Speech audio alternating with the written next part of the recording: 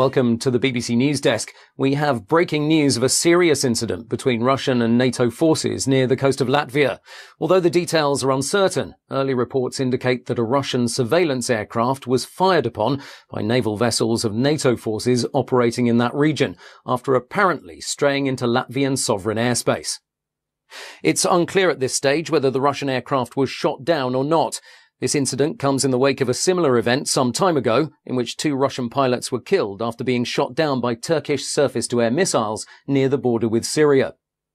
It's not known what caused this latest incident or at exactly what time the conflict took place, but it is believed that it happened earlier today and that Russian forces have returned fire.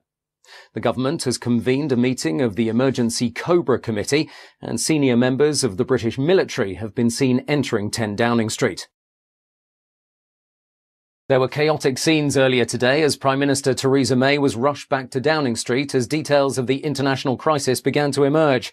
She had been due to attend a meeting with senior business leaders in the city today, followed by a cross-party governmental committee meeting on electoral reform, but these plans have been cancelled in light of current developments.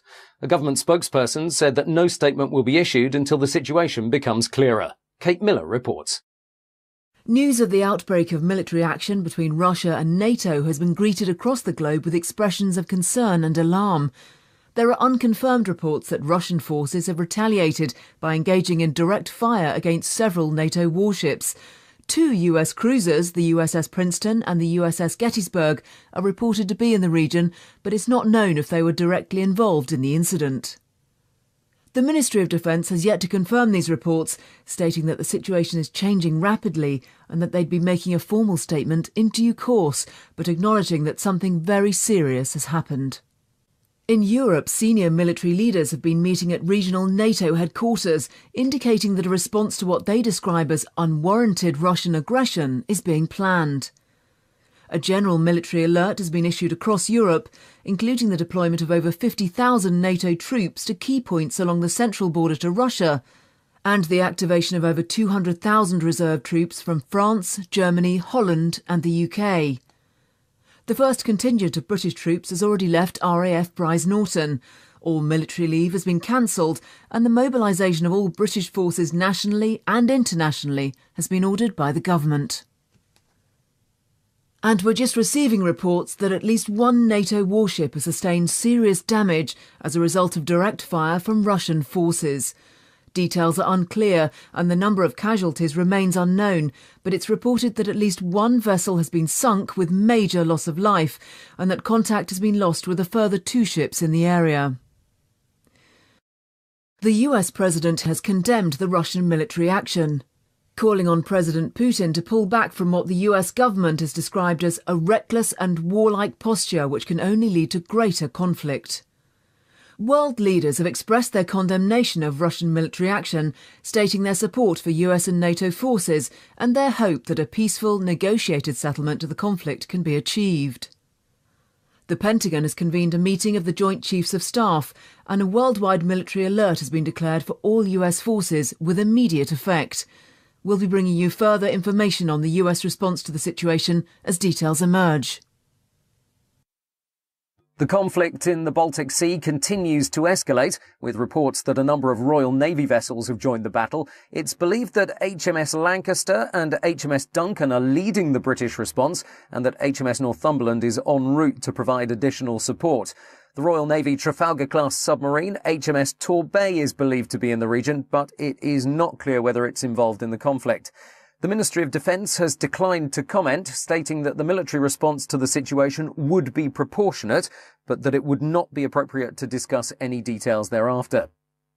Several destroyers from the Russian Baltic Fleet have been spotted near the coast of Finland, indicating a potential major escalation in the scale of the conflict and increasing fears that the fighting may get out of hand before a political solution can be negotiated.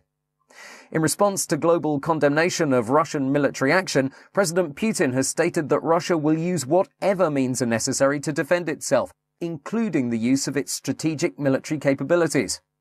Russian forces are already at a heightened state of combat readiness following significant military exercises over recent months and the deployment of the Russian S-400 advanced surface-to-air missile system along the central border between Russia and Western Europe.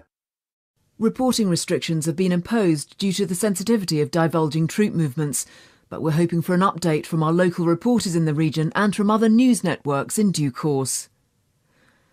In the UK, the mobilisation of the armed forces is continuing, with a full recall of all reserve forces and heightened security at military bases and airfields. Typhoon fighter jets from 29 Squadron at RAF Coningsby in Lincolnshire and 6 Squadron at RAF Lossiemouth in Scotland have begun patrolling UK airspace, and restrictions on civilian and commercial air traffic have been imposed around military and nuclear power facilities. The Ministry of Defence has ordered the dispersal of key military forces and strategic bomber aircraft to various bases across the country, and the British submarine fleet has left the naval bases at Faslane in Scotland and from Plymouth on the south coast. Traffic restrictions have been reported on certain motorways and access points, causing tailbacks in many areas and bringing traffic to a virtual standstill on parts of the M25. Emergency services and hospitals in the UK have also been placed on high alert. A senior spokesperson for the NHS has stated that it's important the UK is prepared for any eventuality, but that this should not be a cause of undue concern. And just to recap on the main points so far, a serious incident has been reported between Russian and NATO military forces in the Baltic Sea, apparently resulting in direct fire from Russian warships against US and British naval forces, resulting in the loss of at least one naval vessel, and with casualties now exceeding over 200 troops killed and several hundred more either injured or unaccounted for. It's not clear when the first incident took place, but it appears that sometime earlier today, a Russian surveillance aircraft was fired upon by NATO forces after apparently entering Latvian sovereign airspace.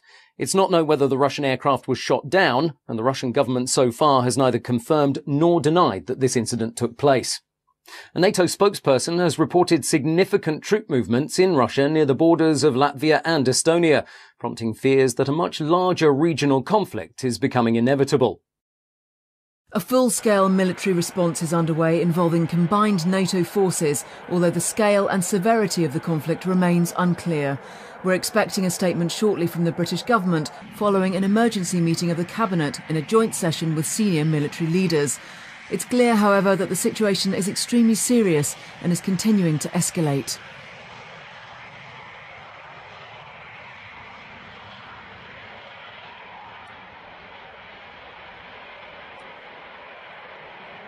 Downing Street has confirmed that all parliamentary sessions have been suspended for today and that heightened security measures have been put in place around major governmental and military facilities.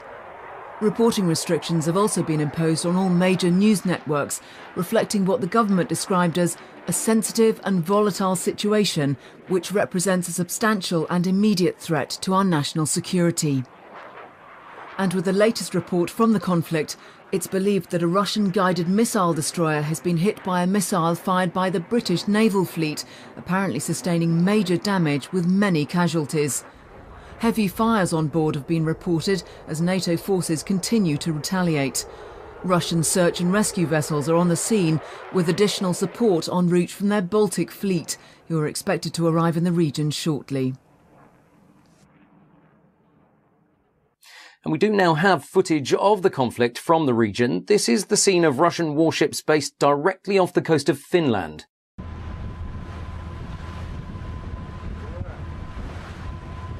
These are truly extraordinary scenes. Russian warships firing directly at US and British forces from NATO in what now must surely represent a state of war.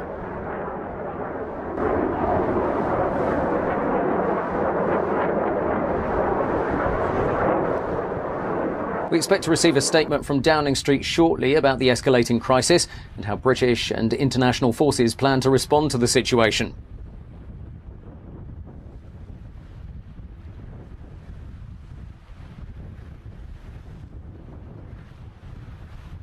And we've just heard that the government has passed the Emergency Powers Act, bringing the country into a formal state of war preparation and suspending many peacetime activities and functions.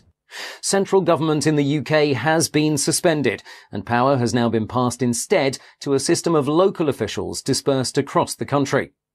Emergency response and civil defence authorities have been placed on the highest level of alert, and preparations are underway in case the UK itself comes under direct attack. And let's go live to NATO regional headquarters in Brussels, where defence and foreign ministers from various NATO member countries and their allies continue to arrive.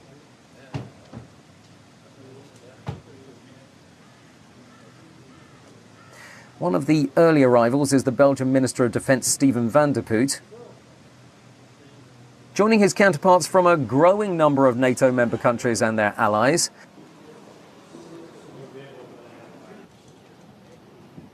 And we see the arrival of representatives of the Danish government. Yes, we believe that this is Michael Zilmer-Johns, the Danish ambassador to NATO. And in the latest update on the conflict, fighter and surveillance quick reaction alert aircraft have left NATO combined air operations centres in Germany and Holland, as well as from NATO air force bases in the Baltic countries. There are reports that Russian heavy bombers have attacked the main NATO Air Force base in Lithuania, apparently resulting in heavy damage with many casualties.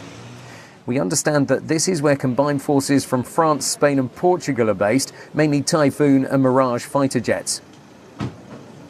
We're waiting to hear of any further news on this, but we understand that the attack is ongoing and that Dutch F-16s based out of Malbork in Poland, as well as British Typhoon fighter jets of the Royal Air Force based in Amari in Estonia, are responding.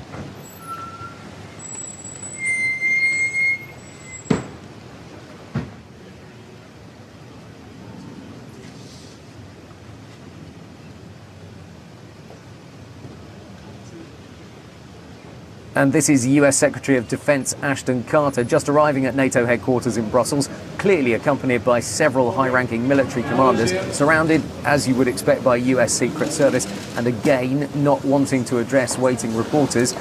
Clearly, something major is underway here in Europe as NATO plans its response. And we have another arrival. The security here is very heavy. There are armed officers surrounding the area.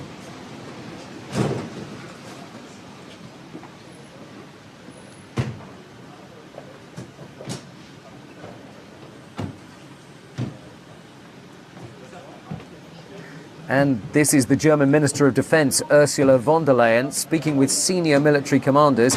We get a real sense of the seriousness of the situation.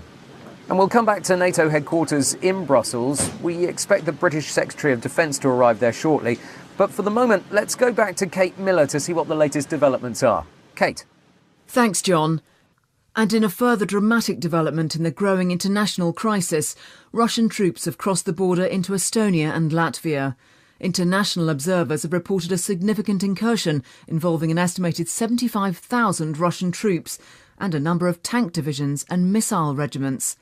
Heavy fighting has been reported along the border areas, but Russian forces have broken through in several places and are moving quickly towards the capitals of both countries. An estimated 15,000 NATO troops are stationed in the Baltic states, making it unlikely that any significant defence of the territory can be achieved. Russian heavy armoured divisions have surrounded the strategically important cities of Narva and Voru in Estonia and Rozenka and Kraslane in Latvia in an attack led by elite Russian special forces. Russian troops and heavy armoured divisions based in Belarus and in the Russian enclave of Kaliningrad have also been massing along the border of Lithuania, with incursions of Russian fighter and surveillance aircraft already being reported in Lithuanian airspace. The national government in Vilnius has declared a state of emergency and has requested NATO support in defending its country against Russian aggression.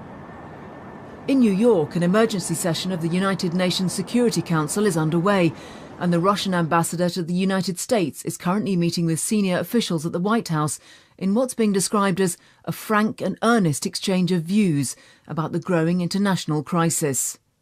In Moscow, Russian President Vladimir Putin has defended the actions of his military forces, stating that Russia has been provoked beyond measure by years of political and military encroachment by Western nations, and that the time had come to assert its right to defend legitimate cultural and political interests in former Soviet countries.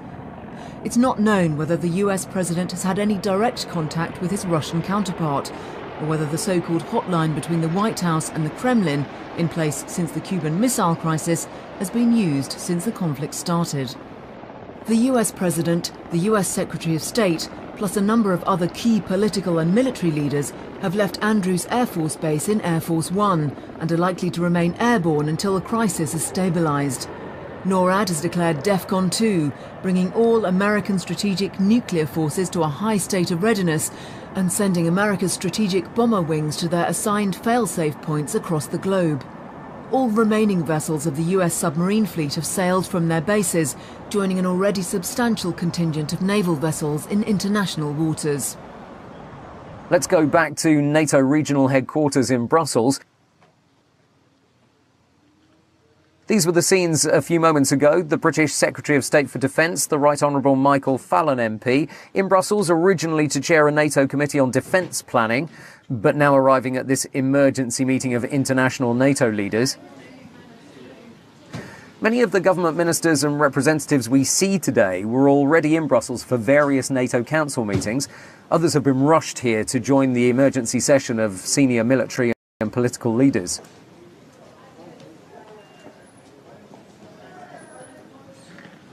And the Defence Secretary seems to be speaking with reporters. He's completely surrounded. But let's try to listen into what's being said. Well, this is further reassurance for our allies on the eastern flank of NATO, for the Baltic states and for Poland. And that is part of our policy of more persistent presence on the eastern side of NATO to respond to any further Russian provocation and aggression. Large numbers of troops? A small number of troops to start with. Can I accept that NATO is on the back foot? NATO and Britain, of course, therefore, have all been outfoxed by Russians. Well, Russia is making a very dangerous situation. Can I start again? Russia is making a very serious situation much more dangerous. And we'll be meeting today to see what we can do to de-escalate this crisis, particularly in terms of air safety. We've seen something I didn't think would happen again in my lifetime. We've seen him trying to change international borders by force in Europe. France, the United States and ourselves have nuclear weapons. The rest of NATO enjoys the protection that gives. And by the way, a number of their air forces, of course, are committed and ready to be able to carry nuclear weapons. We're not aiming them at Russian cities. But the whole purpose of having nuclear weapons is that any of our adversaries should be left unsure as to the precise circumstances in which we would fire them. Michael Fallon, thank you very much for joining us. I know it's a busy day for you.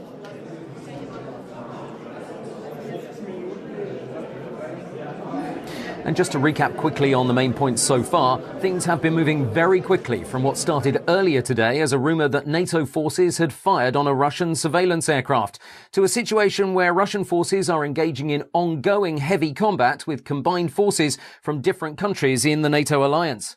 Russia has invaded Estonia and Latvia with an estimated force of 75,000 troops and a number of tank divisions and missile regiments. The international response has also been significant. Israel has warned against any moves against its territory and has declared a state of national emergency. China has advised NATO to use caution in the way it responds to the ongoing situation in Europe. A spokesman from the US State Department has confirmed that Chinese officials have also warned the US against any military activity in the South China Sea from its bases in the Philippines, stating that any such action would be interpreted as an act of aggression and would be dealt with accordingly. North Korea has declared its support for Russia and has begun mobilizing an estimated 300,000 troops along the border to South Korea, increasing concerns that the growing military crisis in Europe will spread to other international locations. The governments of South Korea and Japan have expressed their concern at the increasingly belligerent statements of the North Korean government, stating that the nuclear capabilities of North Korea remain unknown, but represent an immediate and significant threat. There are reports of massive troop movements within Russia, and there are real concerns that this conflict might escalate rapidly. Reuters news agency has reported that the much-feared Topol-M mobile missile launchers are being moved into strategic positions along the central frontier to Europe, so Russia is sending a very clear signal to NATO's Central Command. The representatives of the Polish government have just arrived. Surely they'll have serious concerns about Russian military intent, especially given their proximity to the Baltic states. Polite smiles all round, but the sense of urgency and tension is clear. And almost straight away we have another arrival. I'm not completely sure which country this delegation's from. This is live from Brussels. We can really feel the sense of urgency and tension in the air. Security is extremely tight and very few of the representatives really want to stop and talk to the media. Clearly, this is a situation of the utmost seriousness and no doubt a full military response is being planned. And in breaking news, Buckingham Palace has announced that the Queen and senior members of the royal family have been evacuated to a secure location outside London. No details have been given, and it's not clear when exactly the evacuation took place, but sources indicate that the decision was based on advice from the Defence Secretary, who's currently attending an emergency session of senior NATO military leaders in Brussels. The Queen is apparently fully aware of the ongoing situation and is being kept informed of developments as they occur.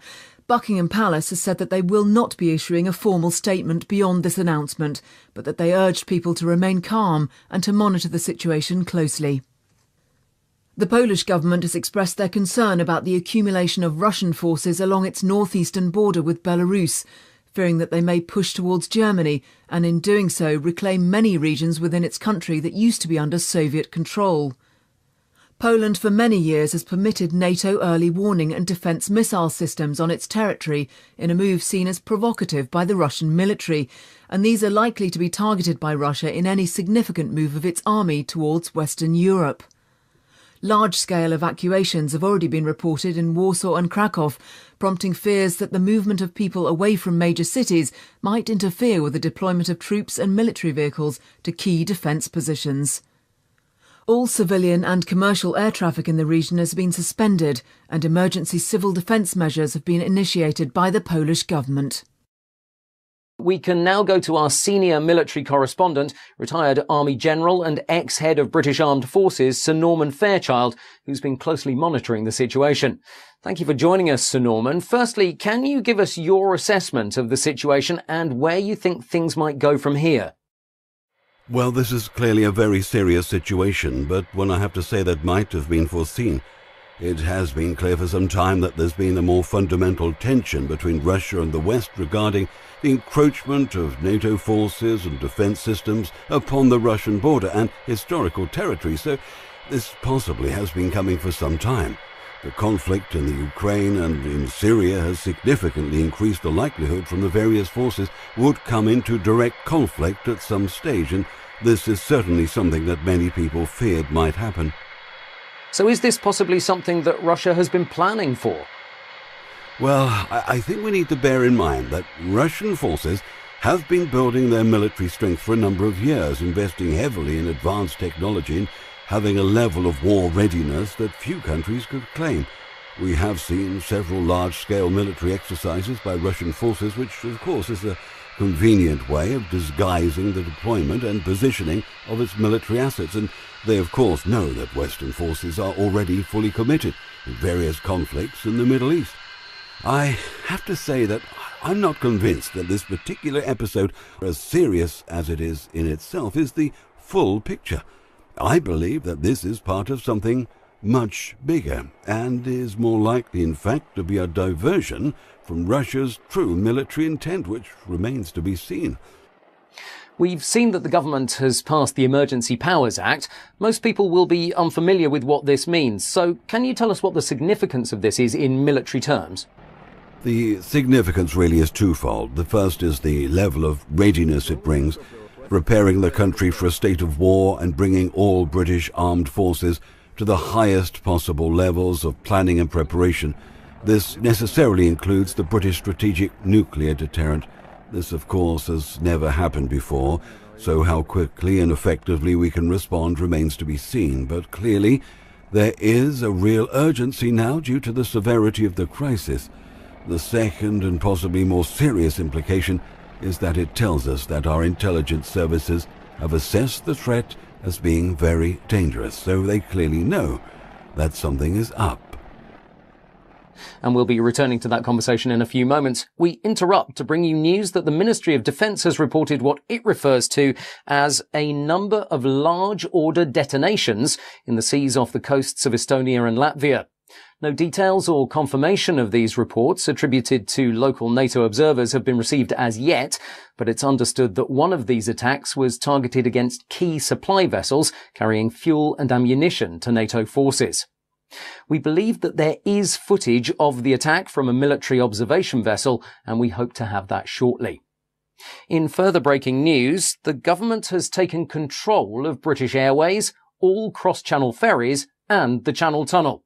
They say it's a temporary step to help move troops and equipment to Europe. Thousands are currently stranded at Heathrow and Gatwick, and the Royal Navy has also been deployed to guard the North Sea oil rigs. The MOD have described this as a prudent, precautionary measure. And in a controversial move, the Turkish government has refused to allow NATO forces to use their sovereign airspace, warning that any such incursion would be seen as a hostile act. Reports indicate that Turkey has refused all air traffic clearance for NATO aircraft at Incirlik Air Base, and that Turkish military forces have refused to allow access into or out of the airbase. Turkey has recently strengthened its political and military ties with Russia, but its refusal to support NATO is likely to raise concerns that this action will compromise NATO military strategy and will allow Russia to more easily advance into former Soviet countries in southern Europe. A number of American B-52 long-range bomber aircraft have been seen leaving RAF Fairford, a primary forward staging base for United States Air Force strategic assets in the UK.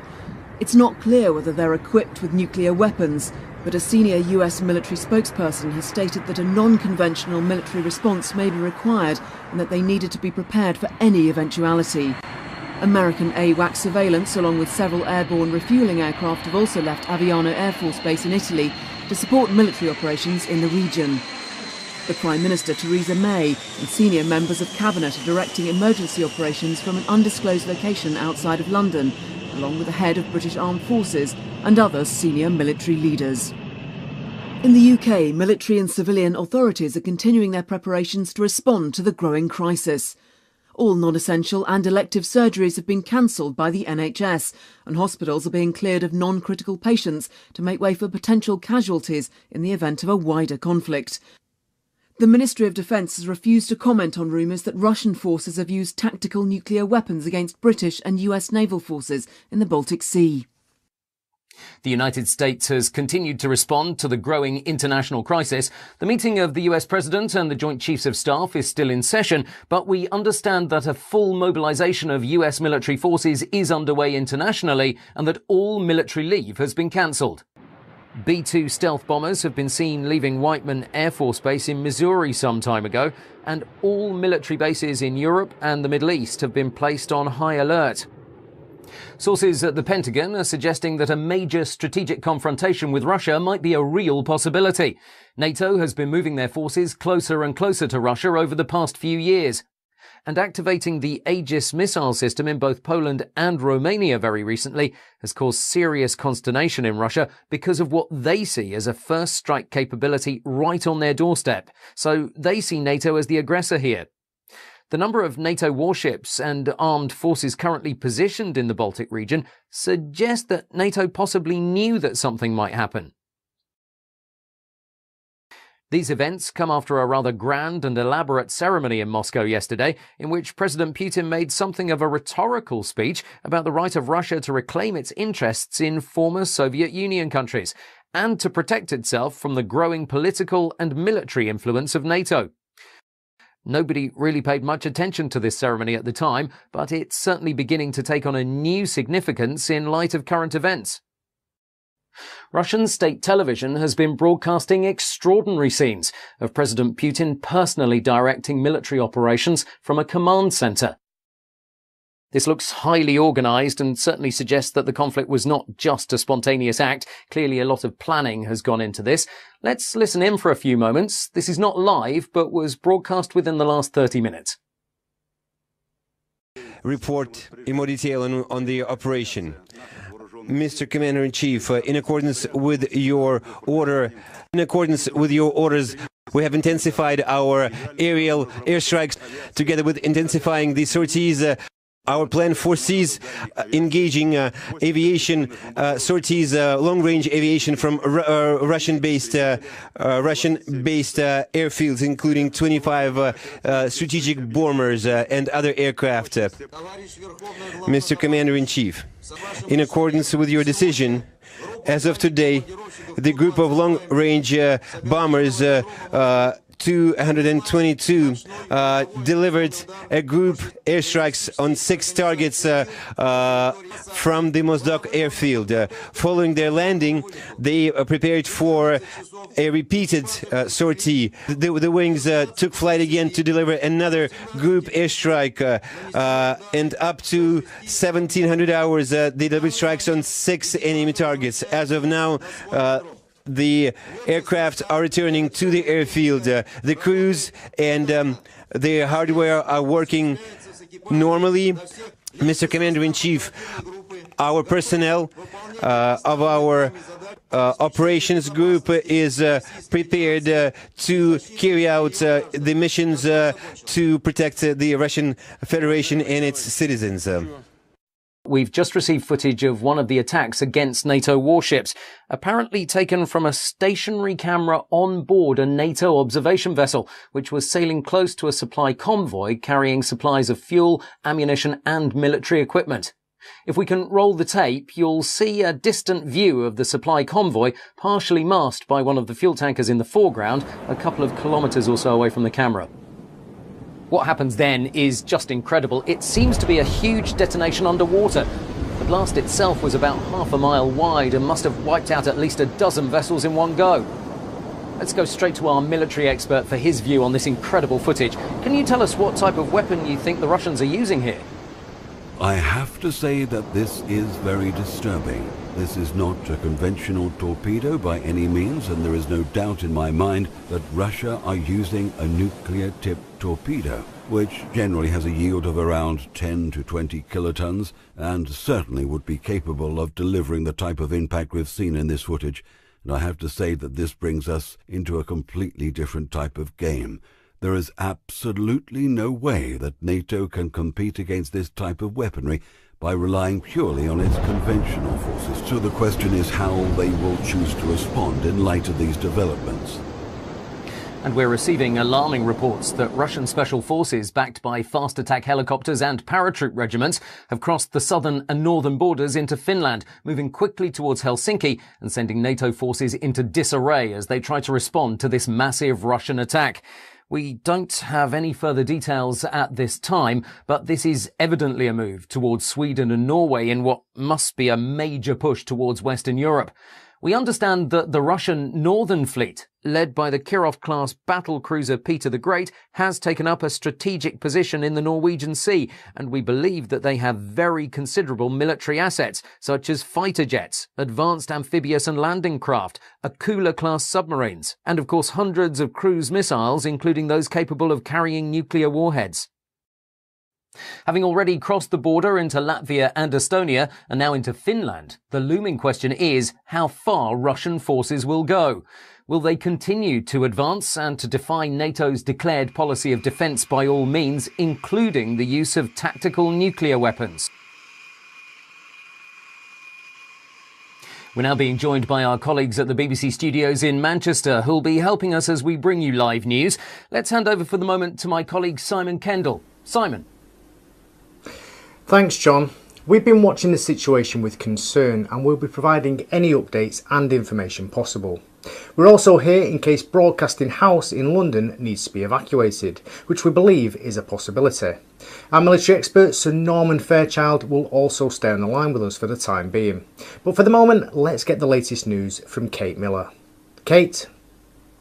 Thanks, Simon. We're just receiving reports that the Russian Air Force has bombed several military installations in Poland and that Russian tanks and heavy armoured divisions have crossed the border from Belarus into Poland just west of the city of Brest, which must surely mean that they'll push directly towards Warsaw.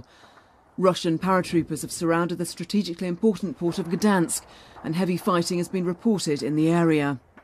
We've also had news that the Russian Air Force has attacked NATO missile defence systems in Romania and that Russian paratroopers have taken control of Odessa in Ukraine.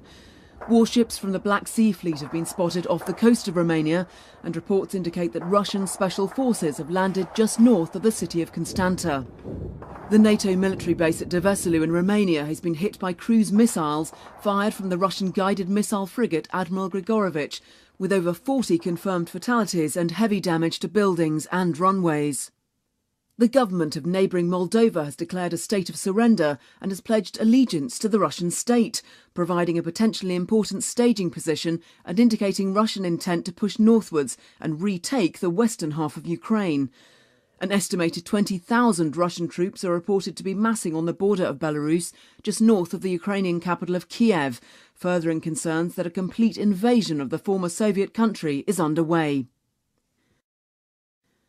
The Russian government has warned against any NATO interference in its military activities in Ukraine and the Baltic region, stating that any hostile action by NATO forces would require a full retaliatory response against Western Europe and the United States.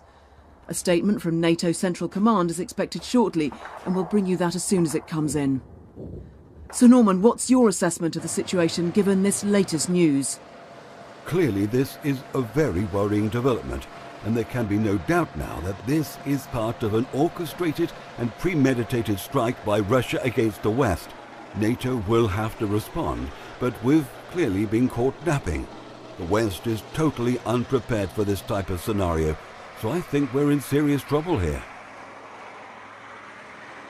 NATO Central Command has confirmed that Russia has invaded Romania, adding that giant Antonov and Ilyushin military cargo aircraft of the Russian Air Force have dropped elite Russian special forces and heavy combat equipment and vehicles within 20 kilometres of the eastern border of Hungary and south of the Romanian border to Ukraine.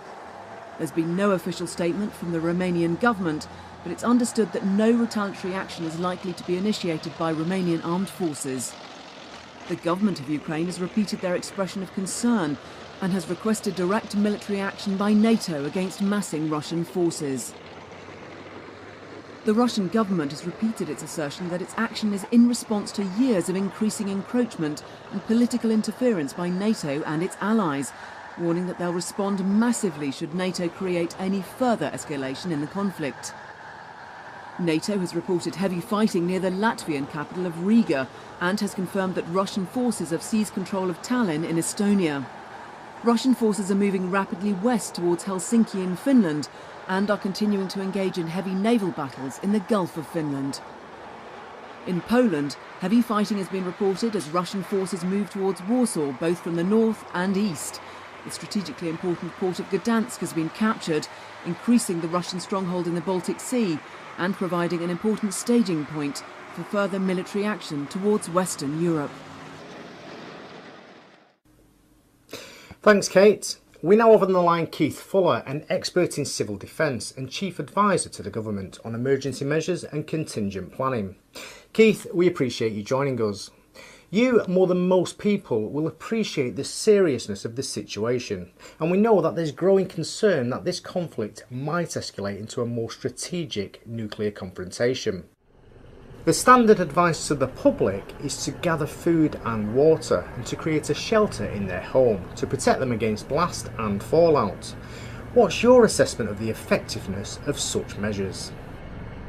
I can tell you that I've worked in civil defence for some 25 years, and the literature that was being churned out in the 50s is practically the same as we now have this idea of upturning a table and putting it against a wall and surrounding it with cushions and painting the windows white and bringing in enough food to last for a fortnight into the room so that you can live in this room for a fortnight. I mean, good heavens, if this building is in the target area and it's shattered, broken in some way, then the fallout dust, which comes down immediately after the explosion in high levels, very heavy dust, the initial stuff that comes down, this will be very, very highly radioactive. It will not be stopped by cushions, it will not be stopped by wood, and the people that are sheltering in that makeshift shelter will certainly be dead within a few days to a few weeks from radiation sickness. But with respect, I know that you've been critical of government policy on civil defence, but this is the general advice from government sources. Surely it has some merit in protecting people if there's a major attack. Isn't this the whole basis of the principle of protect and survive? I would call it neglect and die in its present form, because I don't think anyone could survive in the cities in makeshift shelters. It's absolutely preposterous to expect anyone to survive under those conditions. Thank you, Keith. We're being joined live via Skype by our Eastern European correspondent Andreas Siebler, who's based in Warsaw. Andreas, can you update us on the situation in Poland? We have an alarming situation here in Warsaw. People are very concerned and many are leaving the city. A short while ago we had a strange incident. The sky lit up a number of times. I could see it through our windows. The light just changed and it was very unusual. We have a few fixed cameras overlooking the city on the top of our studio building, and we can see that something did happen a few moments ago. Nobody knows what is really happening.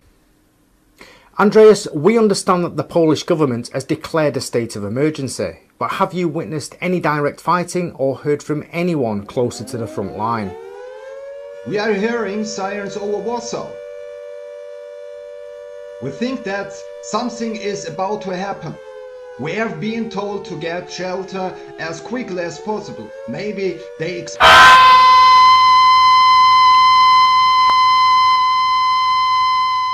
I'm sorry, but we seem to have lost our connection with Warsaw. We'll try and clarify the situation there and hopefully reconnect as soon as possible. But for the moment, let's go back to Kate Miller to see what the latest developments are.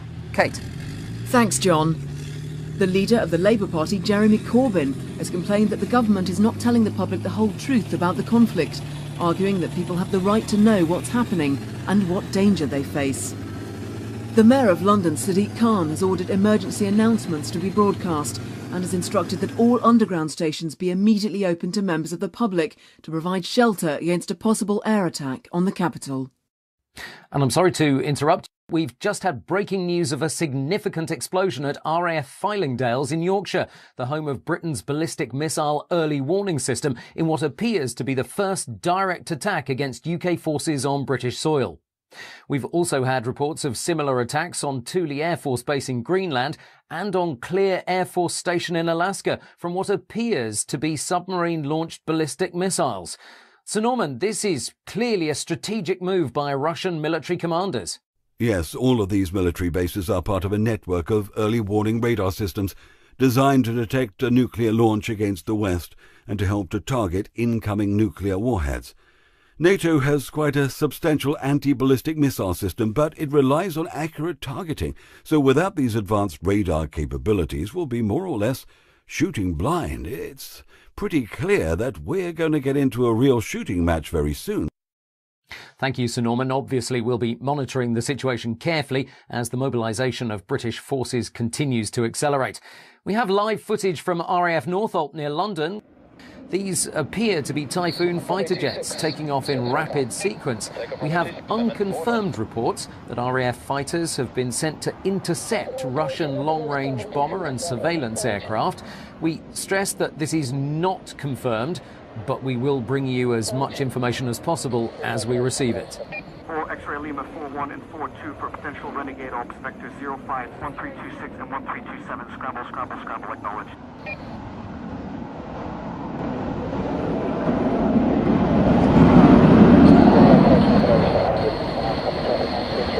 This is quite a powerful image, the weather obviously deteriorating somewhat.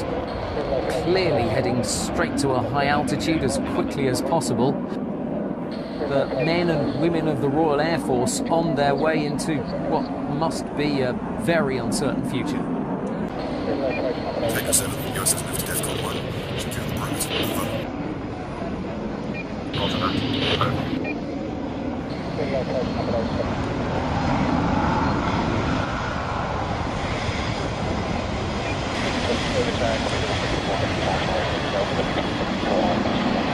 And we have similar scenes from NATO military bases and command facilities across Europe. Clearly, the military situation is of grave concern, but we're limited in what we can report. We've just heard that we can expect a live statement from NATO's Central Command in the next few minutes. Obviously, we'll bring you that as it happens. And we've just had news that the US ambassador and senior consulate staff are being evacuated from central London. Clearly, something has gone terribly wrong. Heavily armed US Secret Service personnel are escorting US diplomatic staff to waiting helicopters and military aircraft.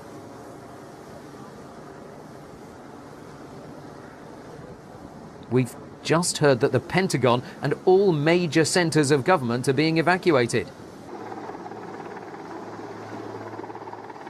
I'm not sure if that's Green Park or St James's Park in London, or possibly Hyde Park. These scenes are just unbelievable. The sense of urgency is very clear. They're getting out as quickly as possible now.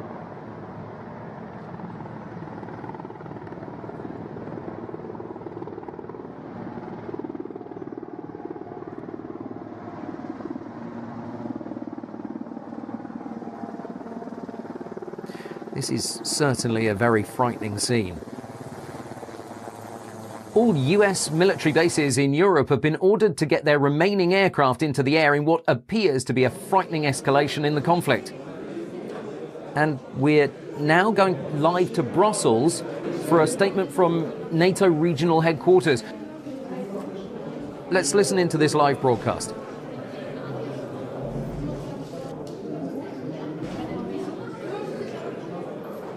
The Secretary General will start and then we'll be able to take a few questions. Secretary General.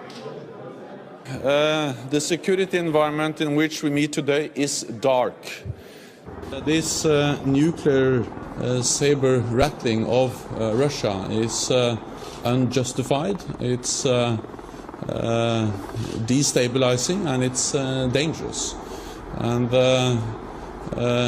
this is something which we are addressing, and it's also one of the reasons why we now are increasing the readiness and the preparedness of our forces, and we are responding by making sure that NATO also in the future is an alliance which provides deterrence and protection for all allies against any threat.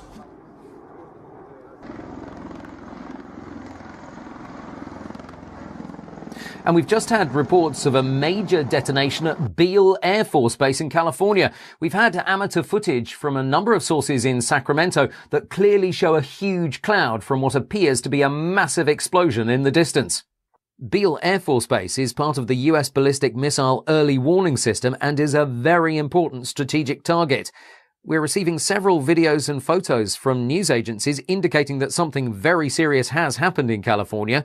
We're expecting a statement from the Federal Emergency Management Agency at any time now. And we've just had a statement in from NATO Central Command. Western forces have used battlefield nuclear weapons against advancing Russian troops in eastern Poland, and have also confirmed the destruction of the Russian city of Kaliningrad, which was a major military centre and submarine base.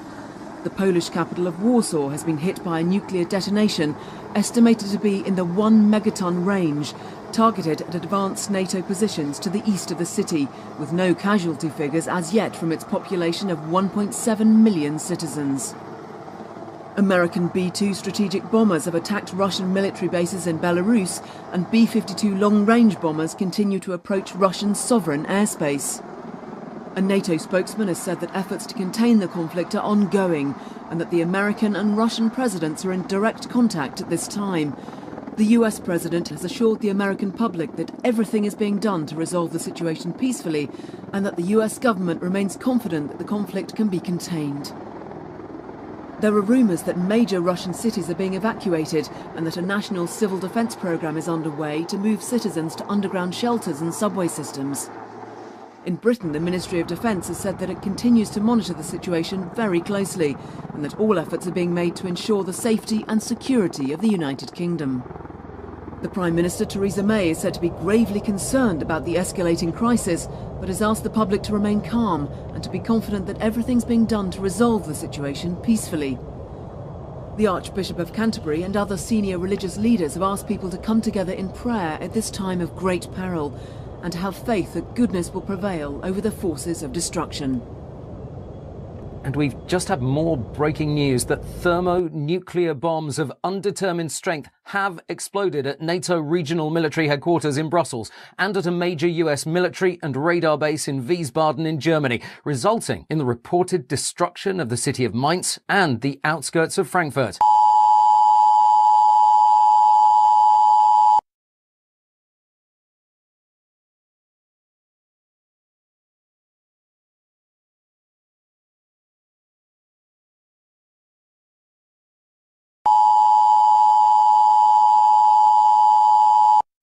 This is an emergency broadcast from the BBC.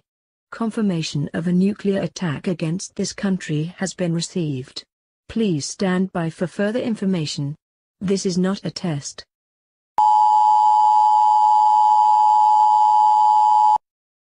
This is an emergency broadcast from the BBC. Confirmation of a nuclear attack against this country has been received. The threat level is extreme, meaning that a major attack is imminent. All airports and motorways have been closed for military use. Non-essential telephone lines have been disconnected. Civilians are advised to stay indoors. Please stand by for further information.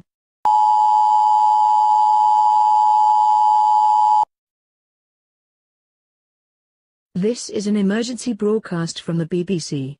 The following locations have been confirmed by radar tracking as primary targets: London, Manchester, Birmingham, Liverpool, Glasgow, Crewe, Portsmouth, Cardiff, Newcastle, Leeds, Oxford, Sheffield, Plymouth, Edinburgh, Hull, Aberdeen, Derby, Coventry, Folkestone, Swansea, Leicester, Ipswich, Dover, Sellafield, Perth, Faslane, Cambridge, and Newport. All major airports, power stations and military bases across the country have also been identified as primary targets. Civilians are advised to seek immediate shelter in the most secure location in your home. Create an inner refuge if possible by stacking furniture, mattresses or any heavy objects to protect you from the effects of blast and fallout. Stay away from windows and external doors. Turn off all gas appliances, and extinguish any open fires or flames. Gather as much drinking water and food as possible, and store them in your inner refuge. Please stand by for further information.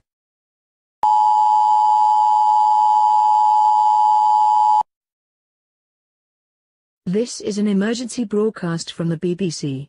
Confirmation of a nuclear attack against this country has been received. When nuclear impact is imminent, the attack warning red signal will be broadcast. The attack warning red signal will be sounded when nuclear impact is expected to occur within 90 seconds. When you hear the attack warning red signal, it means that your life is in danger and that you must act immediately. Seek immediate shelter in your inner refuge, or in the most secure location available to you. Do not go out of doors. Do not stay in any location where you might be exposed to the direct flash from a nuclear detonation, and do not look at the nuclear flash as this can cause permanent blindness or damage to eyesight. Right now you should focus on collecting water, food and other essentials. Store them in your inner refuge. Collect any medical supplies, clothing and bedding you might need. Bring a battery-powered radio if possible, as this may be the only way of getting information after the primary attack. Gather books, reading materials, and a torch and batteries if you can. You will need to remain in your inner refuge for at least 14 days, due to the lethal effects of radioactive fallout. Please stand by for further information.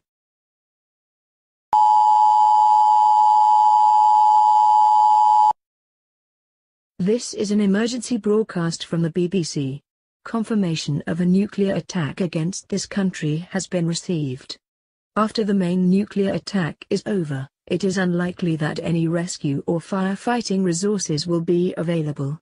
Radioactive fallout and damage to infrastructure and transportation links will make it difficult for your local civil defense authority to reach you within the first week of an attack. Store your food and water carefully, and use fresh produce first, leaving canned or preserved foods for later. Do not leave your shelter to seek out medical assistance, food or drinking water, as radioactivity levels will be extremely dangerous for at least the first 7 to 10 days. If you have any fatalities as a result of the attack, you should wrap the body as tightly as possible in paper, polythene, sheets or blankets, and move the body to a nearby. Attack warning red. Attack warning red. Seek immediate shelter. Seek immediate shelter. Attack warning red. Attack warning red.